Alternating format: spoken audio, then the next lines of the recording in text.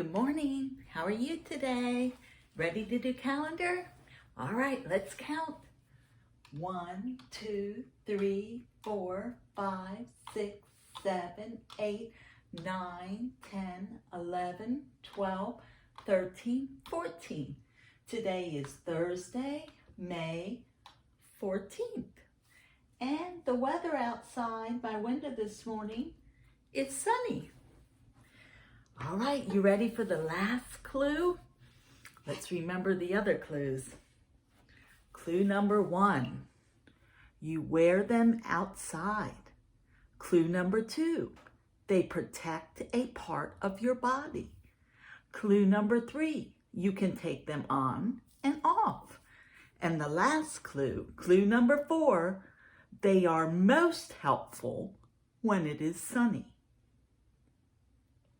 Think about that. All right, and tomorrow you'll get to guess. I told you this was going to be a tricky one. All right, ready for Bible? We've been talking about the fruits of the Spirit, and you've been practicing, right? Okay, because next Friday you have to say your memory verse for me. Well, we're going to talk about something different now. We're going to talk about what Jesus said before he went up to heaven. Remember, and the clouds hid him? He said, go into all the world and tell everyone my story, how I died and came alive again. And so do you know there's a special word for that when you go do that? That's called being a missionary. You have a mission. He's given you a mission to do. You're a missionary. Everyone that has Jesus in their heart has been called to be a missionary. That doesn't mean you have to go to some country far away all the time. You can be a missionary right where you live. And so I want to read you a story from our missionary stories about a little boy and a little girl. And as I tell you this story, I want you to think about the fruits of the Spirit and if they use those fruits that are inside of them in the correct way. Okay? Ready? Let's start our story. It's called The Pumpkin Seeds. It was spring. The day was sunny, and Karen and Cody were all ready to go to the creek to fish. There's Karen and there's Cody. Cody cut new poles and hunted up hooks while Karen packed a lunch. They were out behind the barn digging for bait. You know what you use for bait when you go fishing? Worms. So Cody was digging for worms. So when Father came around the corner and saw them, I've been looking for you two, he said.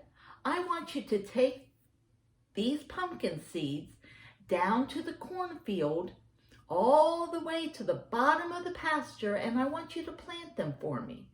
It shouldn't take you too long. And then when you're finished doing that, you can go fishing.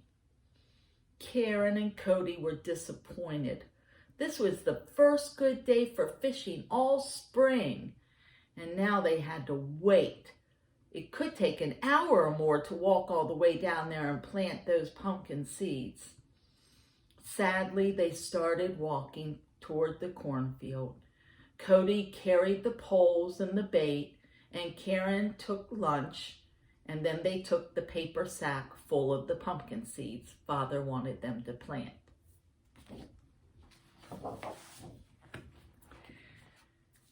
They got to the lower field of the pasture and began to work. But the creek was just a little further down the road. They could see it from where they were. See the creek? See the blue water of the creek? Are our worms that we got for bait still alive? Asked Karen. I'll check, said Cody. What's the use of planting these old pumpkin seeds anyway, said Karen. Father already planted some in the other cornfield. Hey, I know, Cody cried. See that old tree stump over there? Let's hide the sack of pumpkin seeds there. We'll come back tomorrow and plant the seeds. That way we can go fishing.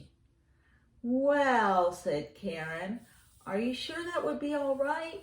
"Come on," said Cody. "I want to go fishing. No one will ever know."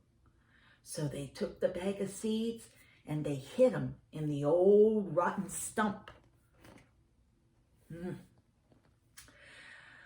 Then they went fishing. By late afternoon, they caught 6 fish, enough for dinner for the whole family. They carried them home, and Mother fried them up for supper. And by this time, everyone had forgotten about the pumpkin seeds. Karen remembered them that night as she was going to bed, and she thought to herself, "I wish we had planted them like Father told us to do. Oh well, Cody and I can plant them first thing in the morning, and then everything will be all right." But everything was not all right. When Karen woke up the next morning, it was raining, and it rained all the next day, and the next day too. By the time the rain stopped, Karen and Cody had both forgotten all about the pumpkin seeds. So the pumpkin seeds were still where they hid them, right? In the stump.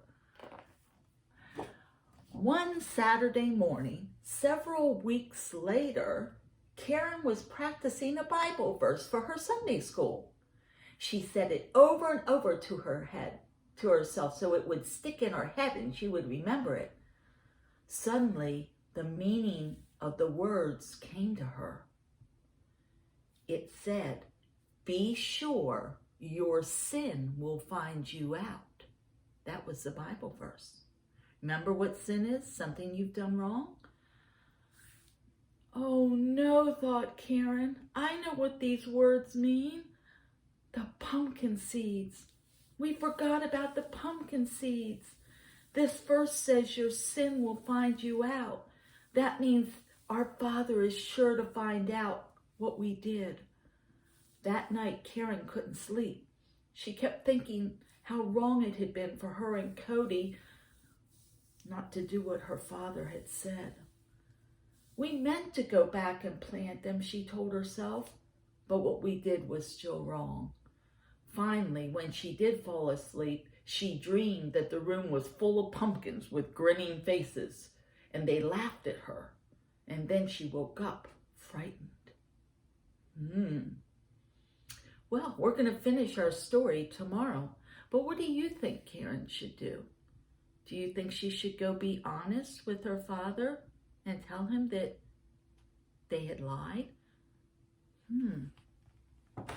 So, let's see what fruit of the Spirit they could have used, but they chose not to use.